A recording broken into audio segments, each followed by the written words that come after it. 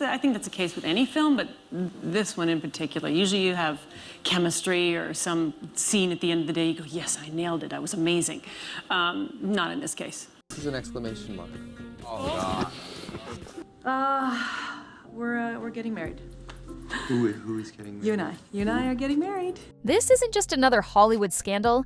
This is a shockwave. After years of silence, Sandra Bullock has allegedly come forward with claims that could rewrite the narrative of one of rom-com's most beloved duos. Her target? On Blake Lively's claims that she was allegedly harassed by this guy when they shot the movie, It Ends With Us, a film about domestic violence. And was Justin didn't harass Blake. Blake was interested in wresting control of this movie away from Justin, who was the director and the producer. She was just an actress in it. Reynolds, her co-star in the 2009 classic The Proposal. And the allegations? Let's just say they're far from flattering. According to Bullock, Reynolds wasn't just her co-lead, he was allegedly a control freak behind the scenes. What looked like charming chemistry on screen allegedly masked a tense, creatively stifling environment.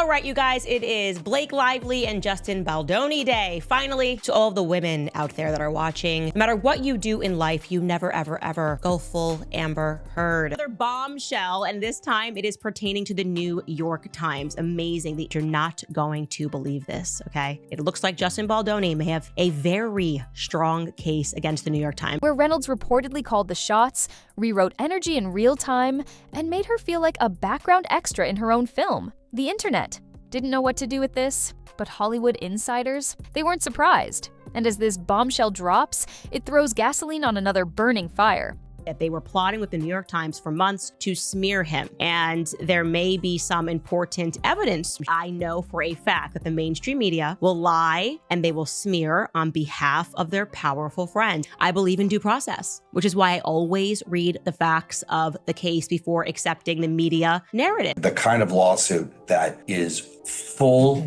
of evidence, documents, which prove exactly what she did to take over the movie. The Blake Lively and Justin Baldoni legal war, because if Reynolds was capable of stifling a co-star on a lighthearted rom-com set, what role did he play in Blake's alleged hostile takeover of It Ends With Us? And that really they're bored and rich. Another circumstance that made me see right through Ryan Reynolds and the kind of person that he is when, despite being friends with Joe Alwyn, who dated Taylor Swift for 5 years. She's best friends with Blake Lively. They worked with the New York Times. Her publicist worked directly with the New York Times. They shared illegally obtained text messages. This isn't about isolated incidents anymore. It's about a pattern, and it starts unraveling fast. Let's break this wide open. Sandra Bullock reportedly described the set of The Proposal as hostile in ways I never expected. Not violent, not loud. Blake's beauty brand is so bad they are donating her products to Goodwill. That the publicist was planting stories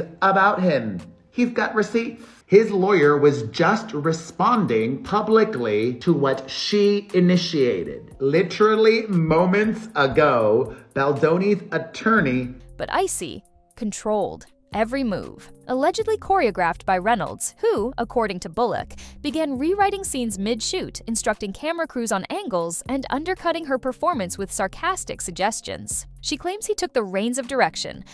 The conclusion here, I have said this since before, long before this ever broke out between her and Justin Baldoni. Blake Lively is not a good person, that she has proven herself not to be a kind person. Without ever being the director, she allegedly told a close friend, it felt less like collaboration, more like compliance. And with the entire movie hinging on their chemistry, Bullock says she had no choice but to smile through it. A smile that, according to her, if you look at that URL, look at the date on that, 12/16/2000. You did not know both of their lawsuits have been consolidated into one legal showdown instead of these two separate lawsuits. This is about that narrative that I think they instantly started spinning. I believe that they are going to be able to prove in court that this was personal, Ryan Reynolds versus Justin Baldoni, all of the hid complete emotional exhaustion. Behind the scenes whispers say she flagged concerns to production, only to be dismissed. Why? Because Reynolds was the golden boy, bankable, untouchable. But the cameras stopped rolling years ago. And now Sandra's telling her story, and it's exposing more than just an old co-star. Forward to It Ends With Us. A whole different genre, a whole different vibe, yet somehow the same exact storm. Blake Lively, cast as the lead, reportedly didn't just want to act. She wanted control. According to multiple crew leaks, she began overstepping almost immediately. She allegedly rejected direction from Justin Baldoni, demanded script rewrites, and even shut down lighting setups she didn't vibe with. Some insiders went as far as saying it became the Blake Show. The irony? Baldoni, originally set to direct, had developed the project for years, but Lively allegedly twisted the production into something unrecognizable. One crew member posted, anonymously, "You don't know tension until you've seen someone rewrite a scene mid-take while the director just stands there."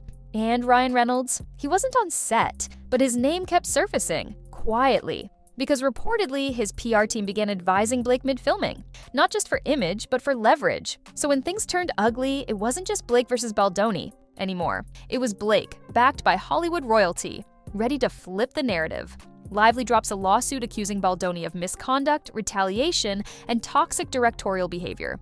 The headlines are brutal, but Baldoni doesn't back down. In fact, he fires back, fast. His counter-lawsuit names not just Blake, but Ryan Reynolds and their shared publicist. The claims: defamation, civil extortion, attempted sabotage of his career. Hollywood's reaction? Split. Some saw Blake as a woman standing up against an outdated power structure. Others saw something else: a pattern of manipulation, distraction, and control. The real kicker? Baldoni's lawsuit included screenshots, alleged texts where Blake reportedly referred to rewrites as cleanup duty and mocked Baldoni's directing choices. Legal insiders say discovery in this case could get nuclear. Dockets are loaded. Sealed exhibits may get unlocked. And if that happens, we're not just talking about one project. We're talking about a blueprint of influence and coercion across multiple productions. And now, every major studio is watching. You can tell how serious a Hollywood scandal is by how quiet some people get. Within 48 hours of the legal news breaking, WME, one of the most powerful talent agencies in the world, quietly ended talks with both Baldoni and Lively. And behind closed doors, whispers, agents weighing reputational risk, studio execs tallying insurance premiums. Because here's the dirty secret no one admits: A-list stars are spreadsheet liabilities. And Blake? She's allegedly been flagged. Yellow tier. Translation: any studio wanting her now has to pay up to 7 figures more in completion bond insurance. That's not about talent, that's about volatility. Meanwhile, support for Baldoni grows quietly. Directors who've worked with him on indie sets call him respectful to a fault. Actors recall his collaborative nature. Even George Clooney, rumored to be in talks with Baldoni before the Lively drama, has reportedly re-engaged. As for Reynolds, total silence. Not one comment, not one defense. And that silence, it's getting louder. Let's not pretend Sandra's story exists in a vacuum. With her recent allegations, people are starting to re-examine Reynolds' past on-set behavior. And it's not a pretty picture. Multiple actors have described him as brilliant but intense, with some hinting at friction during Green Lantern, Deadpool 2, and Six Underground. Now, with Bullock's story out in the open, insiders are wondering, was Reynolds quietly steering more projects than we realized? Was his influence part of what emboldened Lively during It Ends With Us? And here's the twist. Some industry figures claim Reynolds' team advised Blake to go public first with her lawsuit, painting her as the wronged party before Baldoni could react. If true, this wasn't just messy, it was strategic. This wasn't just a PR hit, it was a full-blown career detonation. And no one saw the shrapnel coming this fast. Within weeks of the lawsuits going public, brand deals that once begged for Blake's endorsement started ghosting her team. One beauty line, once proudly displaying her face in every Sephora window, scrubbed her entire collection from its website overnight. No press release, no explanation. Just gone. Industry insiders say at least 3 major campaigns, 1 luxury skincare, 1 fashion capsule, and 1 clean makeup line have been frozen indefinitely. Why? One executive allegedly said, "Too hot to touch. We're not insuring." That name right now. But it wasn't just Blake.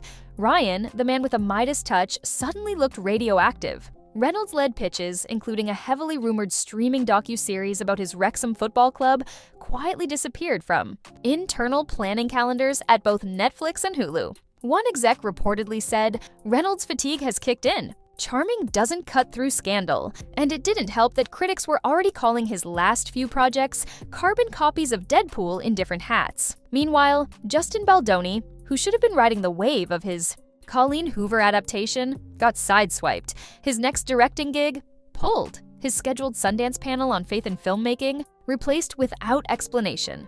The message was loud: if you're part of the drama, you're benched. But fans weren't staying quiet. A grassroots petition exploded on change.org, demanding that Netflix release Baldoni's original cut of It Ends. With Us, the one allegedly filmed before Blake started slashing scenes and rewriting dialogue. The language in the petition? Brutal. One of the most upvoted comments read, "We didn't sign up for the Blake show. We want the story Colleen Hoover sold us, not whatever she hijacked." As of now, over 25,000 signatures and climbing. The pressure worked. Rumors began swirling that Netflix had reviewed internal rough cuts, both versions, and quietly passed on any future projects with Lively attached. One source claimed execs called the footage inconsistent in tone and plagued by behind-the-scenes tension you could feel through the screen. But the most jaw-dropping domino? Sandra Bullock. Yes, Sandra. America's queen of rom-coms. The woman who once gushed about Reynolds' timing and professionalism is reportedly done. Sources close to her say she's rejected 2 offers to reunite with Reynolds for future projects, not because of the proposal, but because of what she's seen since. She allegedly told a close friend, "I dodged something, and I'm just now realizing how close I came." If that's not damning, nothing is. And it's not just Sandra. Other A-listers are quietly backing away. Emma Stone, who was once attached to a Reynolds-led dramedy, is reportedly reassessing commitments. Zoe Saldana opted out of a joint promo tour last minute. Even Dwayne Johnson, who co-starred with Reynolds in Red Notice, posted a cryptic Instagram caption about trusting instincts and cutting ties. The vibe is shifting. The couple once seen as Hollywood's most untouchable golden duo is suddenly on the outs, not because of a bad movie, but because the illusion cracked. And just when you think this saga couldn't get more chaotic, something else leaked. Not footage, not texts, but emails. And they change everything. And just when it looked like the scandal had peaked, the digital receipts hit the fan, buried in a document dump that insiders are calling career-ending. A string of emails allegedly leaked from a media PR firm reveals something far more calculated than anyone expected. These weren't reactionary moves from a panicked actress. They were premeditated plays written like war strategy. Subject lines: cold and strategic, preemptive, push, narrative control, sympathy arc, and then came the most jaw-dropping one. Tuesday drop, soften tone, isolate blame, spin to empowerment. Let that sink in. These weren't rumors whispered between assistants. These were time-stamped, lawyer-flagged threads between Blakes, reps, crisis managers, and, yes, Ryan Reynolds' team. Not just CC'd for awareness, CC'd with action steps. One bullet point allegedly directed a People.com contributor to feature Lively as misunderstood, not malicious, insert language, around motherhood and career balance. Another email referred to Baldoni as the overreacher and suggested a leak to influencer allies for TikTok's soft launch spin. And here's where it gets seriously dark. One email, allegedly authored by someone from Reynolds' internal team, included this exact sentence: "We'll leak to People by Tuesday. Frame her as blindsided but resilient. Target sympathy. Avoid engagement with specifics. Highlight emotional toll. Translation: make Blake the victim. Gloss over facts.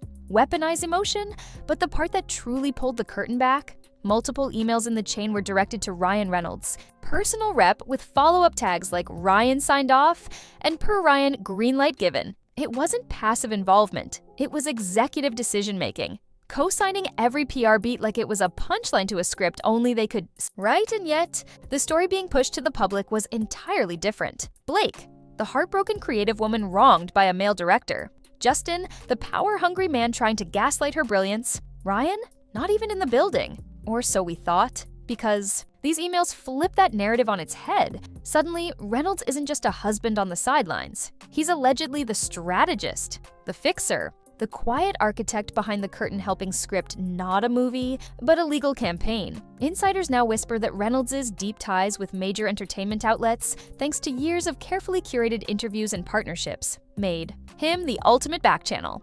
Need an exclusive? He's got Entertainment Weekly on speed dial.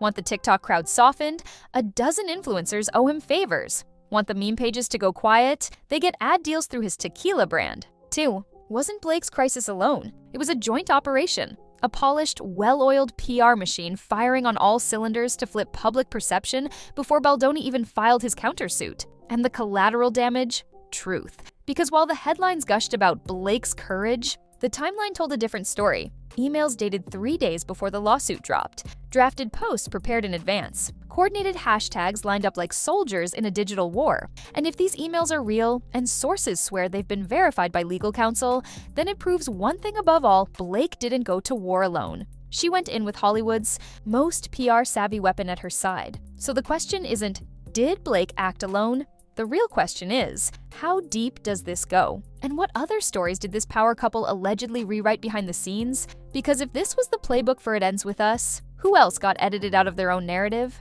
And just wait until you hear what Ryan's former assistant allegedly said about his role in Blake's takeover. Here's the truth no one wants to say: the glow-up couple is glowing down. Fast Blake. Lively, once praised as America's sweetheart, is now tangled in a web of legal warfare, PR spin, and allegedly hostile behavior. Ryan Reynolds, the internet's favorite wisecracker, is suddenly the subject of behind-the-scenes accusations that make those charming interviews feel performative. And Sandra Bullock, she may have just lit the fuse on a reckoning, because in Hollywood, the cameras may stop, the contracts may end, but reputations, those roll forever. So the next time you rewatch The Proposal, just know it wasn't as lighthearted as it looked. And the next time you hear about a Lively Reynolds power couple project, ask yourself, who's really directing the story and who's just trying to survive?